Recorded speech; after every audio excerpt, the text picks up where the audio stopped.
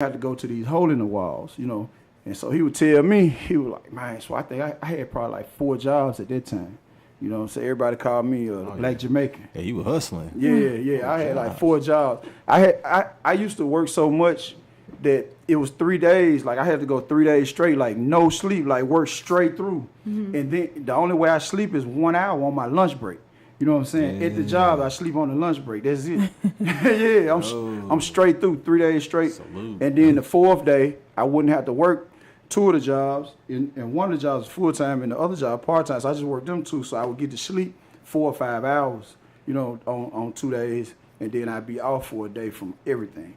So I did that shit for a long time. But Jake was like, yo, Swah, man, you ever thought about opening a club? I was like, shit. Anything that's gonna make money, I'm with it. So he was like, man, look, it's a building available. We just need to holler, try to find out, does the dude still own it, whatever. And you know, by me doing the real estate shit, I knew how to find out who owned the building. So we did that. We went down there, went to city plan and found out who owned the building. Went and met with him. Talked him out of the building.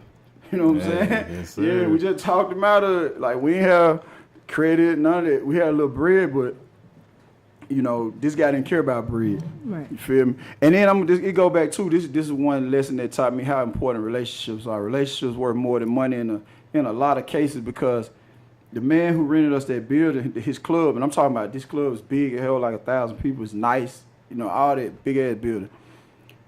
He didn't rent it to us because we had money. He had been sitting on the building for like 3-4 years. It had been closed. He owns a lot of funeral homes, so he's rich. He closed it because his son didn't want to DJ no more. So that's why he closed. You know what I'm saying? That's why he closed. So he didn't care. It doesn't matter. He said that just was his side pussy money. Like he just used it to pay. You know what I'm saying? Anyway, he don't care. So there were other people, I know 2 in particular, who had plenty of bread and owned plenty of businesses and real estate in that area that he would not sell the building to. He would not rent the building to them.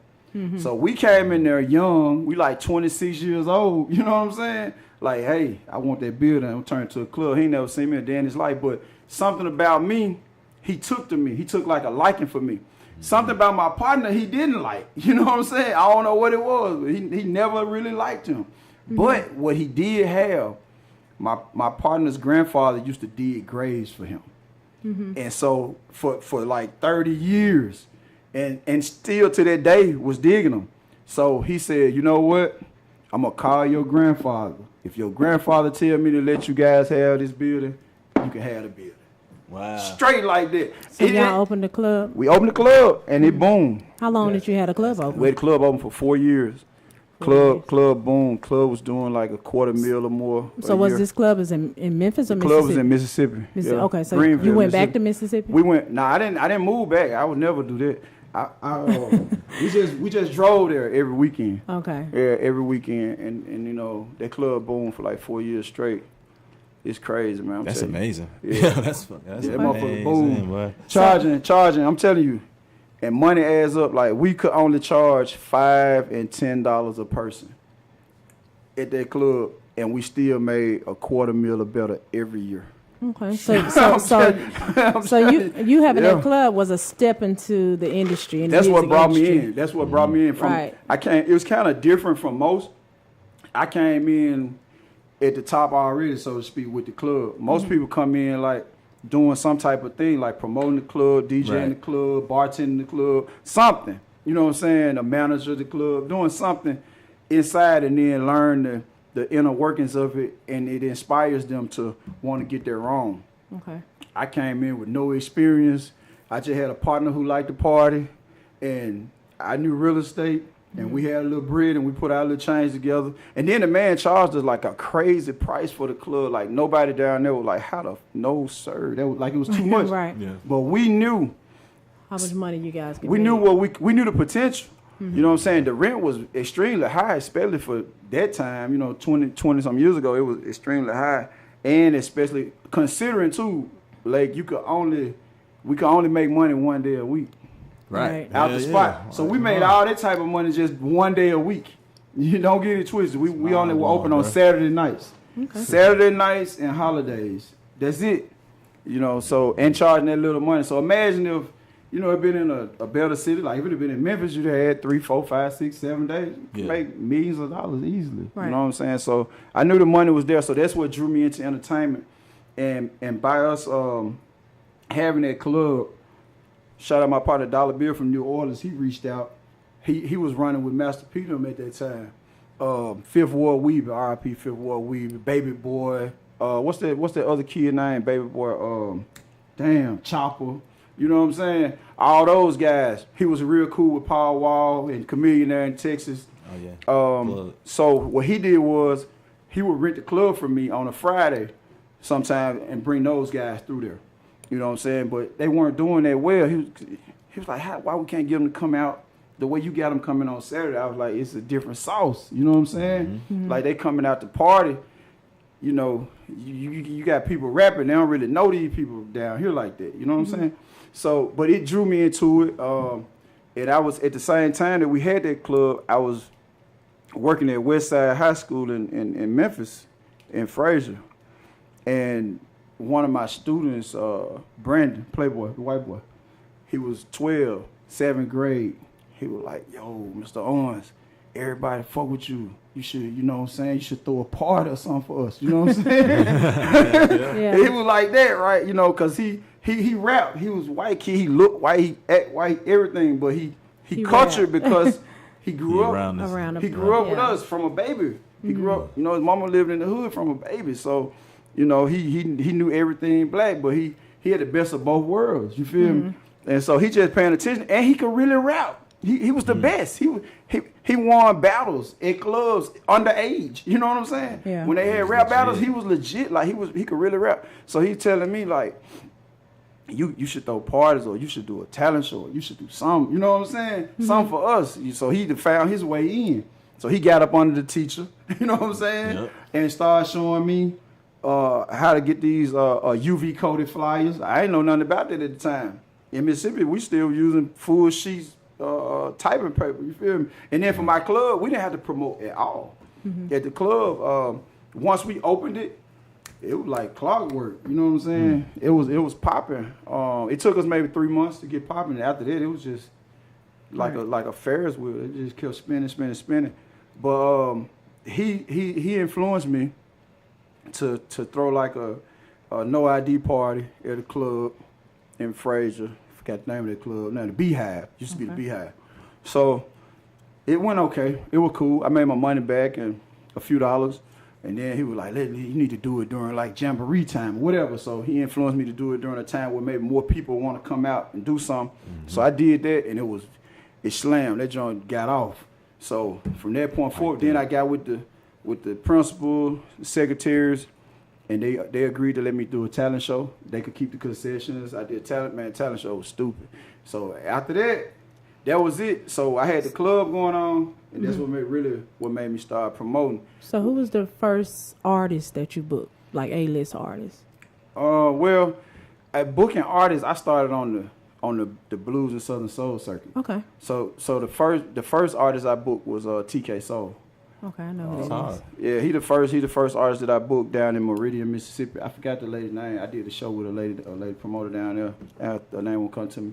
But it stormed that night, so we lost. We didn't make our money. But I was so impressed with TK Soul. He came out, he had this routine. He had on a boxing, robe. Had on boxing gloves, robe, came from the back. Man, that man put on a show that impressed me so well. It motivated me to set up some more shows in areas where I had control, where I could really get to the people and promote to them and get them to come out. And so I ended up getting with his manager, Lee Park, out of Huntsville, Alabama. And remind you now, I'm in my mid-20s doing all of this. I ain't even hit 30 yet. I'm still like about 27 at this point. Because a year after we got the club, I started doing all the other shit. So I got with Lee, booked TK. I did a big show.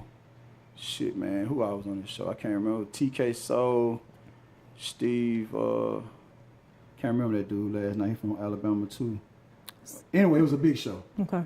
So after the blues show, like, how did you get into doing other artists, like, besides? Paul Wall.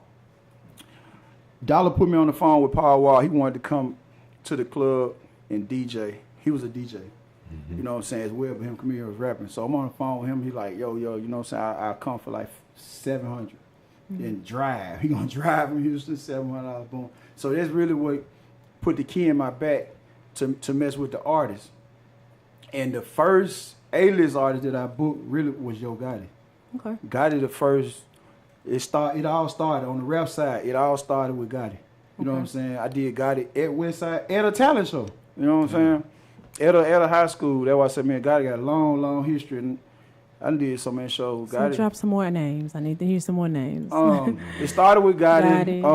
Gucci. Oh, yeah. Man, it started with Gucci way back with the issue rolling and all that. Yep. So y'all know how long ago that was. yeah. Gucci, the old Gucci before Tommy Tuck. Before the Tommy Tuck. The old Gucci, you know what I'm saying? Gucci really fucked with me too. He was like amazed at how like a person from my background could do that shit like that. Cause I had him on some shit he had never been on before. A tour bus like with the, you know, the ones that tricked out with the marble floors and the bedrooms and all that shit in there. Yeah, I had him on one of them. You know what I'm saying? Okay. Yeah. So he was like, man, this shit here amazing. You feel me?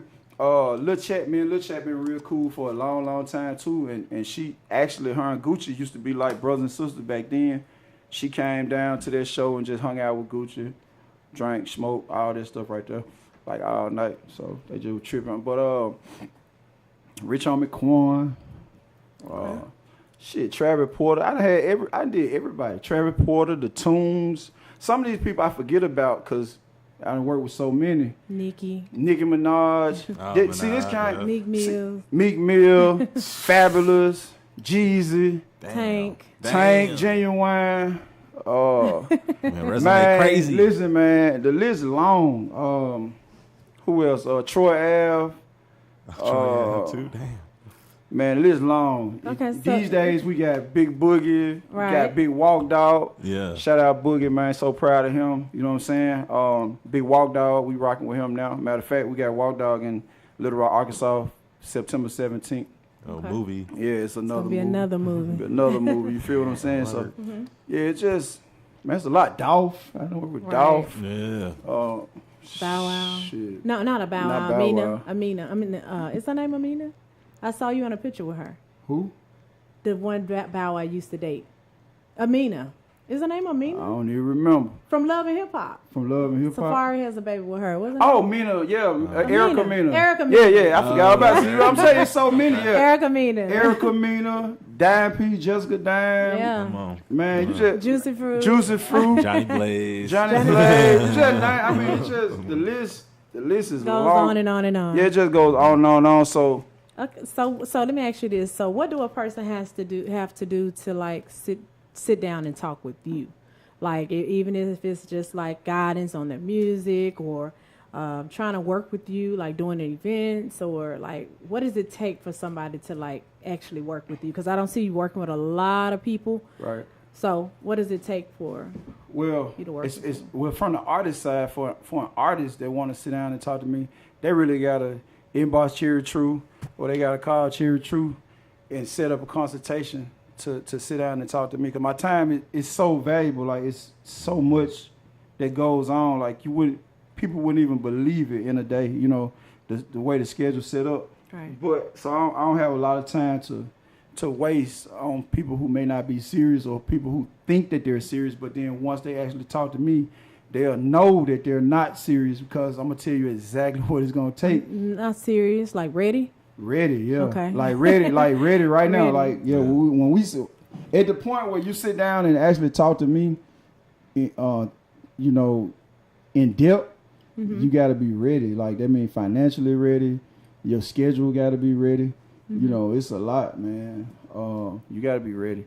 And it's not expensive expensive to me to sit down and talk to me, but the things that you're going to have to do are going to cost you a little bread. So you got to be ready. So I ain't got time to keep saying that over and over and over.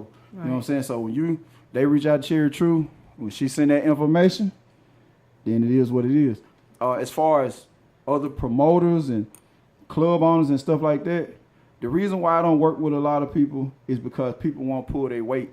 You know, people, in the past, I've had situations where and I'm a national promoter, so I throw shows everywhere, and if I do a show with you in your city, and the only people in the building are the people who I invited, right? Well, that's a problem because this is your city. You already know it's not gonna be okay. We do a show in Memphis or Atlanta or somewhere in Mississippi. Yeah, those are our markets. You know what I'm saying? We're gonna bring a packed house just by ourselves. Right. But if we do a show in any city other than that with somebody else, right, you expect then you gotta handle your business. You can't people lay back and just you can't expect for me to bring 300, 400, 500, 600 people. They want you to do all the hard work. We can't do all the work. Like they won't promote it. They won't promote the show like it's no tomorrow. Like you gotta promote the show like it's no tomorrow. Right. You know what I'm saying? Because people got choices out here now. Then the internet made it harder to pack clubs because people got so much entertainment just from watching this shit on TikTok and Instagram and Facebook. You know what I'm saying? They just get caught up. Time will get by. Even if they plan on coming, they might not go. You know what I'm saying? Because they entertained by what's going on the phone. Okay. So that's why I don't work with a lot of people. And then, you have some guys like with showcases. It never feels like people always be asking us to do showcases with them because they know we're real strong with that. But the thing is, some people I work with in the past that I know that have a huge artist database. Right. The same way BCF has a huge artist database. Right.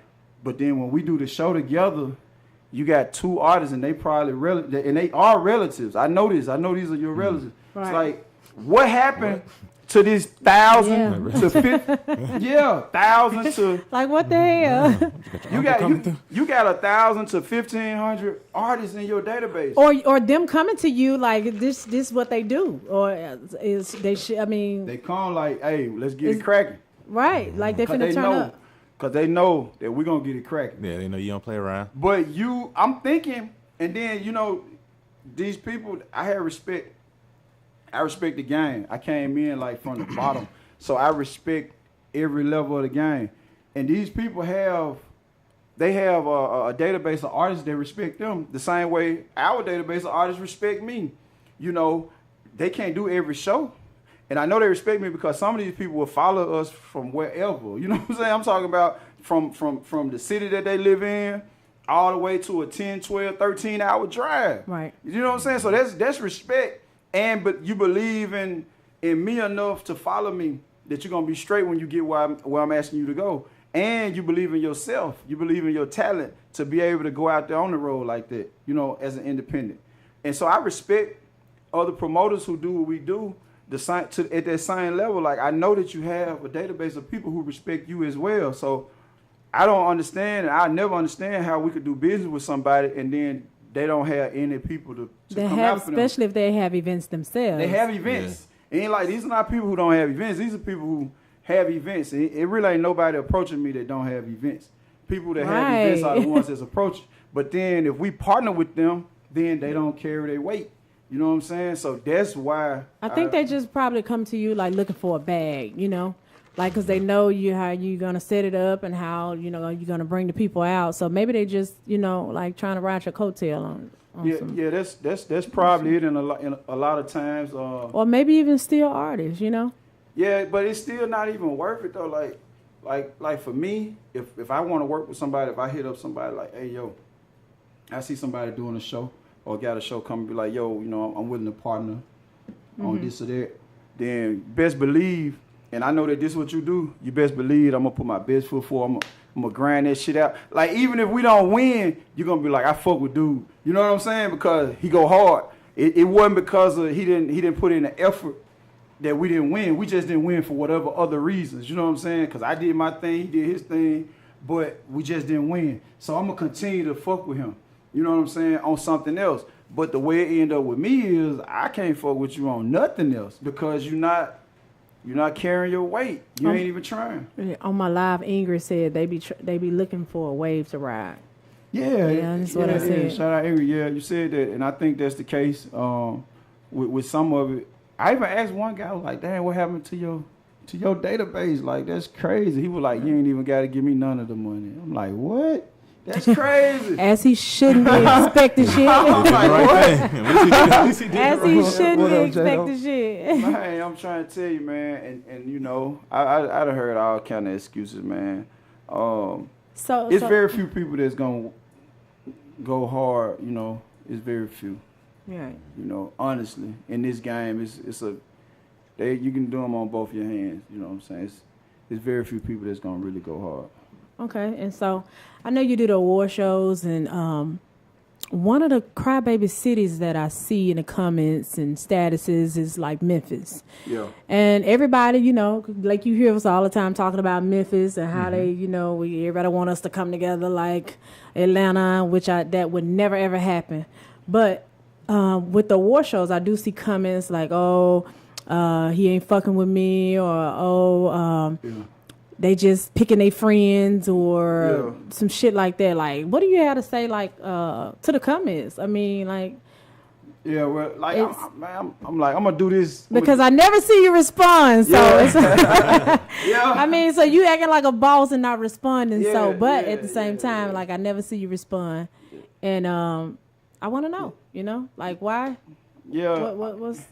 Yeah, I'm gonna respond to your question because this is an interview, but the reason I don't respond on social media is because I am a boss, like a real boss. Like, we don't have time to, you know, entertain every little thing. We see them, but those things don't really mean a whole lot. You know what I'm saying? Like, sometimes somebody might make a negative comment that'll help make me do something better.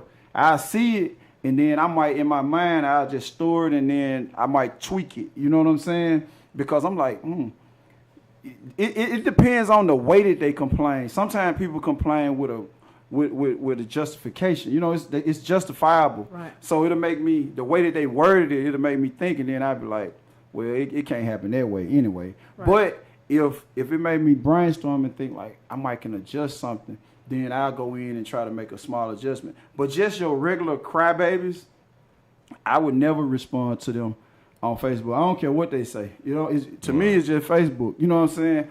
And I know that if tomorrow I gave them what they wanted, they'll be kissing my ass. You feel what I'm saying? So it doesn't matter. And then what happens is, I'm going to tell you, like, really and truly, I'm more like Jay-Z than 50 Cent. 50 Cent, he want all that. You know what I'm saying? I'm 50 Cent. He gonna entertain it. I'm 50 Cent. Like, hey, like, you say some shit, I'm gonna reply. Motherfucker, you said it right here, so I'm finna reply. She gonna reply right 50. Back, right there. But me, I'm like Jay-Z. I'm like, I feel that I'm so much bigger than you. I'm better than you, that I'm gonna just shit on you. Anyway, like, if I even comment back to you, I feel like I'm belittling myself. You know what I'm saying? Like, I be feeling like I let you pull me down, like I'm way up here in the ceiling and you already on the floor. and why would I want to go lay on the fucking floor when I'm sitting at the top? That's retarded. You know what sounds amazing. So, and that's how I feel. I really feel, in real life, I feel that way. And I've earned the right to feel that way. Yeah, because I came from the bottom, like all the way with no help. Like, nobody helped me get to where I'm at. You understand? So we don't have time to bullshit around with these people who got their own self-esteem problems, who can't follow the system that's in place, who want to say, on the award show, they just nominate their friends. That's bullshit. I don't even know these people. Right, I was just going to say. I'd be amazed at some of the people that be nominated. I'd be like, how do they know these people? Right. Like, some of the people I'd be on the artists, I'd be seeing them like, how the hell do Rico know this thing? Right. I don't know them at all. I don't know them at all now. Through time, after a person is not, and then you'll be surprised. Like, a lot of people scared to talk to me for whatever reason, but the people who not afraid to talk to me, we talk and we build relationships as we go. Right. So if you nominated for an award, then I'm gonna know you after that. You know what I'm saying? Or if you've done a show, or you've done a showcase, an opening act, or anything like that. That puts you. It puts you in a different lane with me. If we already doing work, so I know you. So some of the people I know, but it's so many people. You're talking hundreds of people. Right. We don't know these people. We know some of them. You know what I'm saying? And then think about it. If it was everybody that does our showcases and opening acts for this person, that person, we have thousands of fucking nominees. That means everybody get nominated. They don't get nominated just because they opened up for Boogie or they opened for Walk Dog or Gotti or whoever. You know what I'm saying? Or they did the showcase. You don't get nominated from that. You get nominated from your full body of work. You know what I'm saying? Even, I'm telling you, I'm completely non-biased, and we tell the committee the same thing. Like, it's completely non-biased. A person could not do not one showcase, spend no bread with us the whole year. Right. They could spend all their bread over there with another promoter. Mm-hmm. That person working, what's gonna happen? They fucking nominated, and they might win. Right. It don't fucking matter. This shit for the culture. You know, now, will you not get nominated if you do some real hoe sucker shit? No, you won't. Right. You feel what I'm saying? Mm-hmm. No, you won't. If you do some hoe shit or some fuck nigga or some sucker shit that we feel was too bad, you'll never get nominated. It's our platform. Ever. We own it. Yeah. We own it. So you blacklist them. You blacklist them, yes. Right. So there is a blacklist. There are some people who would never get nominated because they did some hoe shit or some fuck shit, and some of them might think we don't know, but we know. Right. You know what I'm saying? That's true. So it's over for you at that point. But other than that, anybody's nominations up for grab for whoever the best is. You know what I'm saying? You got to understand something too. Categories are limited. Like, you got thousands and thousands of people doing the same thing. Mm-hmm. And you only going to have the maximum 10 people in a category. Most categories got 4 to 6. Mm-hmm. You know, some have like a rap hustler type category. You have like 10 people. Yeah. You know what I'm saying? So nah, you know, that's what I got to say to the crybabies. Crybabies, I don't even pay attention to that. You know what I'm saying? Yeah. And I saw something recently. Somebody said that I fuck with who fuck with me. And yeah, I do. That's true. I fuck with who fuck with me, but I also fuck with who don't fuck with me, as long as you don't do no fuck shit or you don't say no fuck shit, you know, about my platforms. I fuck with you too. You just don't know it because we don't talk. I don't like hee ha ha with a lot of people. You know, I'm real focused, business oriented. I'm focused on you. I'm focused on this. I'm focused on that. I'm not focused on trying to, you know, be hee and ha ha with people all the time. Like, you know. They feel like I might not fuck with them because of that, you know. Okay, so how do a person, like, if they want to become a part of the team, Bread Chaser Family BCF, what do they have to do to become part of the team? First of all, to be a part of BCF, you can't be a part of anything else. You know what I'm saying? Legitimately, we have partners. We have people that we collaborate with that are part of other organizations, and that's cool, you know what I'm saying? So they like extended family. But to be BCF, complete BCF, you can't be a part of another organization because we require like all of the person's time, right. Full commitment, you know what I'm saying? Privacy, confidentiality. It's a lot comes with it. Like, it's more than just, you know, people see the finished product, and but they don't see all the ingredients that you have to put in to get the finished product.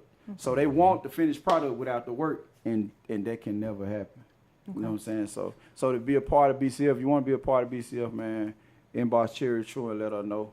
We're looking for we made a major expansion, so we're looking for people like promoters.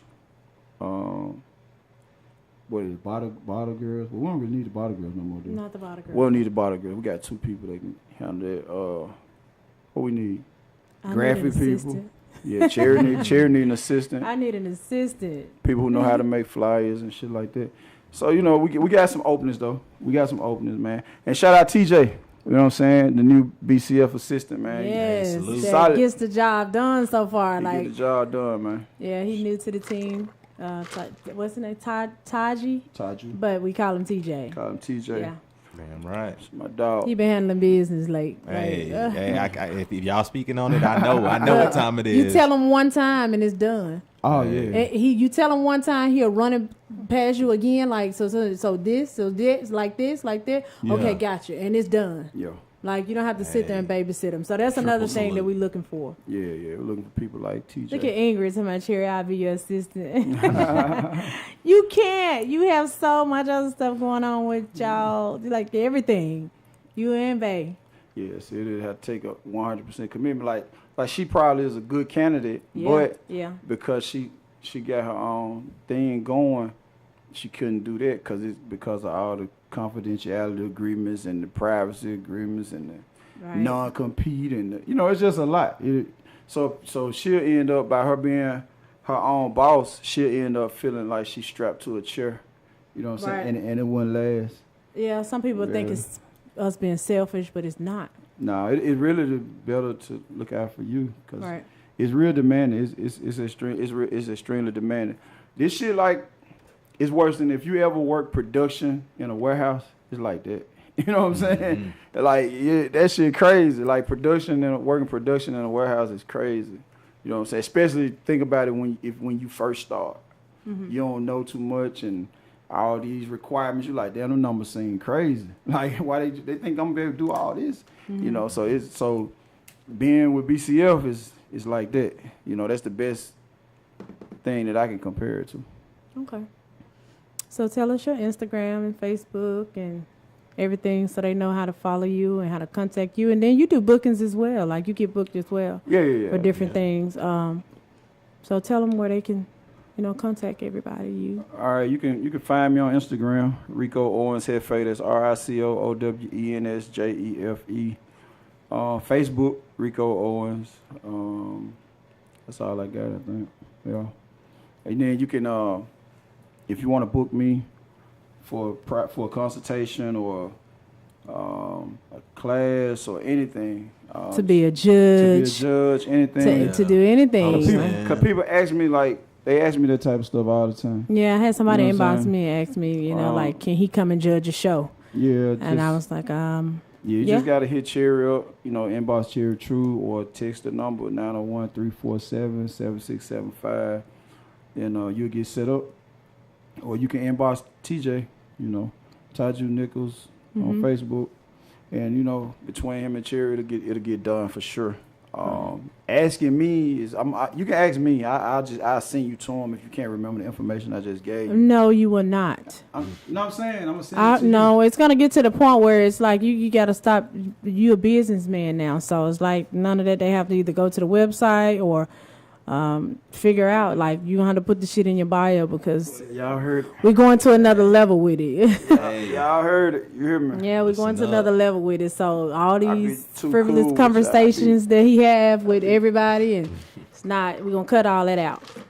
Y'all heard it. All that inboxing. Can I get my money back for this ticket? No, you can't inbox the FedEx form or the convention center or anything like that. The Mercedes-Benz Stadium. To do any of that. So no, we're gonna cut all of that out. So facts. Going to another level. Facts. There's one other thing I want to touch on right before we get out of here. Atlanta, the 5th annual Atlanta Hip Hop and Fashion Awards is Saturday, September 25th at the 400 Northside Complex. It's gonna be a movie. If you need tickets, tables, you want a vendor spot, perform, media, anything. Inbox Cherry True. Now y'all see why she need an assistant. she got a lot on her plate. Got million inboxes. Hey man, inbox Cherry True. Inbox going crazy. It's crazy. Inbox Cherry True or text 901-347-7675 and somebody will get back to you. But don't wait till the last minute. Tables already been moving at a rapid pace. Performances, vendor spots probably close to sold out already. So anyway. If you need that information on the award show, or if you just want to attend the award show, it's a real dope experience, man. It is. DJ Lake the Shooter on the ones and twos. We going crazy. We got DJ Pretty Bomb in the building. Shout out Rich. Yeah, go ahead. I'm gonna ask like something about the award show. We're going to have a security up there because I saw some photos. I'm going to ask you. But I seen some photos of like 2 people that performed that should not have performed. So we're going to have to, this year we're going to have a security guard. Yeah, we're going to have a security up there. And a worker up there as well with the same list that the host has. Cool. So Yeah, because I we like had that. some. I like that I idea. know he Yeah. get tired of them running up They there. come up It'd be there. a million artists. Right. They be having the emails be fucked up. They don't got their Yes. name on their record. Yeah. You know Yeah. what I mean? They keep coming up when I perform, when I'm going up. I don't know, bro. I don't know. Right. Just wait till your name called, bro. That's true. That's it. So we're going to cut all that out and like protect you too. Appreciate that. Yes. Okay, so anything else y'all want to get off the chest? You see upset. That's everything. Oh That's yeah, it, shout out man. to my girl Stacy. She in the hospital. Oh, get well soon. Hopefully, a speedy recovery. We're praying for. I hope she get well soon. I mean, Big facts. Prayers go out. right? You read? Mm. Oh, I thought he would say talk about a comment or something. He read. Nah, I ain't even Okay, looking. well, tune in next week, you guys. So I Want to Know Podcast. You can follow us on Instagram, I Want to Know Podcast. And follow me, Pretty Cartel _ You can follow Rico Owens at Rico Owens Hefe. Lake the Shooter was yours. I forgot. At DJ Lake the Shooter on D- all platforms. Okay. DJ Lake the Shooter. There you go, DJ Lake the Shooter. And so tune in, Atlanta time 8 p.m. and Memphis time 7 p.m. Yeah. We'll see y'all next time. Yeah. You say Christ, Jesus Christ, Jesus Christ. Now when I say Jesus, you say Christ, Jesus Christ, Jesus Christ. When I first joined church, I was just getting started. Bishop Morris told me to turn into a Holy Ghost party. And I'm in the middle of North Memphis hooking up. Some of this Jesus Christ I've tried one time, it's enough. It'll have you jumping up and down.